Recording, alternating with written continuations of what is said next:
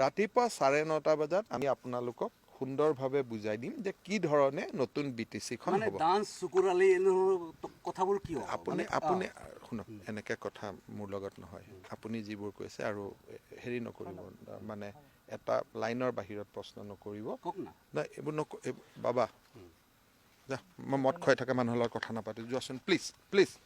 মই কিন্তু মালিক নহয় নহয়, মই কিন্তু মালিকক ফোন কৰিম এতিয়াই কিন্তু। নহয় নহয়, চোৱা মই কিন্তু মই বেলেগ পলিটিচিয়ান নহয় দেই, মই ভয় কৰা মানুহ নহয়।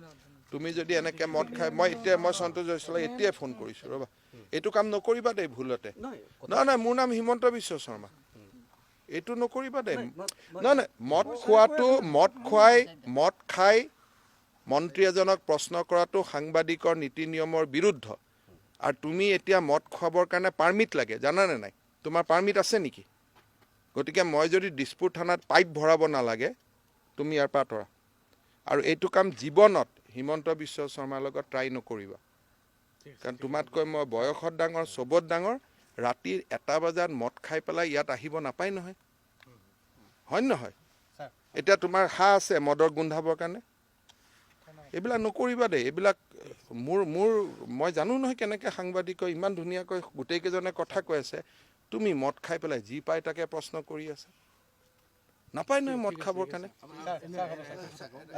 আৰু এইবিলাক কোনেও ৰেকৰ্ড নকৰিব হা। কিন্তু বাবা শুনা, এই বন্ধ কৰা।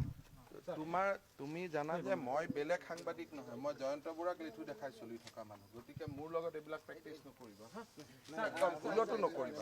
তোমাৰ নাম কি? ইহঁত বন্ধু, ইহঁতে কাটি দিব বাৰু তোমাৰখিনি ৰেকৰ্ড। তোমাৰ নাম কি? অঁ, তুমি চাইফুদ্দিন আহমেদ নহয়, এনেকুৱা নাহিবাই হিমন্ত বিশ্ব শৰ্মাৰ ঘৰত। আৰু এনেকৈ মুছলমান মানুহে মদ খোৱা তোমাক মই প্ৰথম দেখিলোঁ। মুছলমান মানুহৰ ইছলামত মদটো প্ৰথম বাৰণ আছে, এইটো নকৰিবা কেতিয়াও। নহয় নহয়, মই বেয়া কৈছোঁ নাই। আৰু এনেকৈ কি কথা প্ৰশ্ন সুধি আছা, কোনো কথা নাই।